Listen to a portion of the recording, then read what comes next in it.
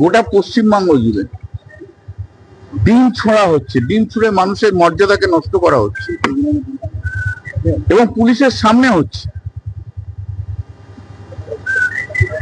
তারপর police mob lynching এর মুখে ফেলে দিচ্ছে। পুলিশ রাত্রিবেলায় ঢুকে হ্যান্ডকাপ পরাচ্ছে। পুলিশ কোমরে দড়ি বেঁধে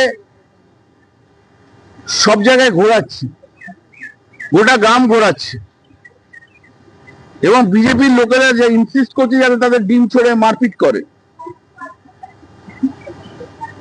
অগ্নিমিত্রা পাল আসানসোলে বসে বলেছে যে এদেরকে একমাত্র ওষুধ হচ্ছে ডিম ছোড়া। দীপাঞ্জন চক্রবর্তী উত্তরপাড়ার এমএলএ বুলডোজার নিয়ে যে বাড়ি ভাঙছে, তার উপস্থিতিতে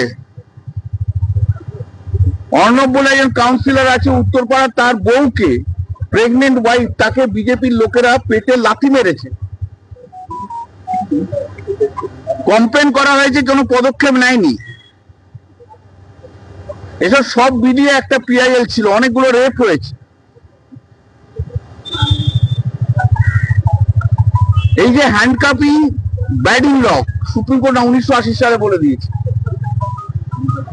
কোমরে দড়ি ধরে ঘোরানো আইন বিরুদ্ধে ডিকে বাসুর জাজমেন্টে বলেছে। Bulldozer justice Chandrachud, chief justice Chandrachud তার সমালোচনা করেছে, আনকনস্টিটিউশনাল করেছে। এবং পশ্চিমবাংলায় যে ল অ্যান্ড অর্ডার একদম নেমে গেছে, ল অ্যান্ড অর্ডার বলে কিছু নেই, সেটাই কোর্টের কাছে আজকে প্রতিষ্ঠা করা হয়েছে।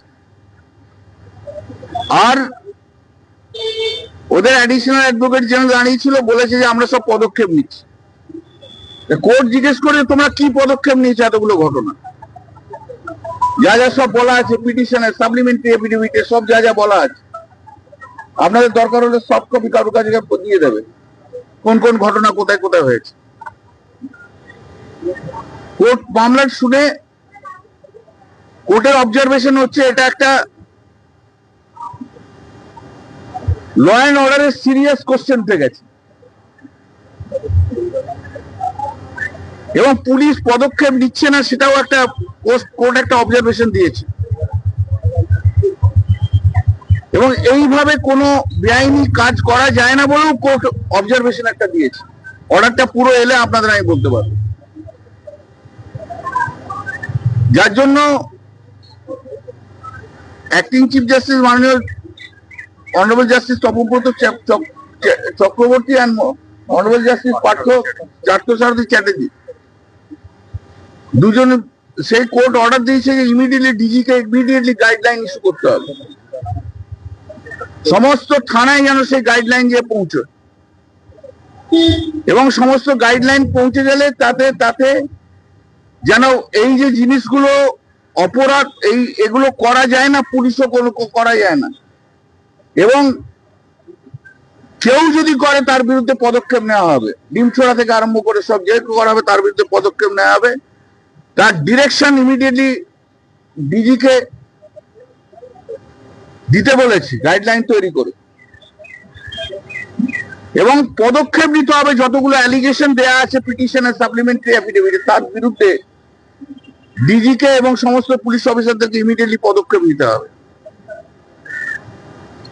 আর ওদের কাছ থেকে রিপোর্ট চেয়েছে, 2 সপ্তাহ পর মধ্যে রিপোর্ট দিতে বলেছে। 20 জুলাই মামলাটা ফিক্স করেছে। যে মাননীয় হাইকোর্ট আজকে যে কগনিজেন্স নিয়েছে এইসব ইনসিডেন্টে এবং এই সিচুয়েশন ওয়ার্স সিচুয়েশনে পরিণত হয়েছে, যে অবজারভেশন হয়েছে, আমি কৃতজ্ঞতা জানাচ্ছি। ল অ্যান্ড অর্ডার একদম ফেল করে গেছে, ল অ্যান্ড অর্ডার বলে কিছু নেই, সেটাও অবজারভেশনের মধ্যে অর্ডারটা এলে আপনারা পুরো দেখতে পাবেন কি বলেছে না বলেছে।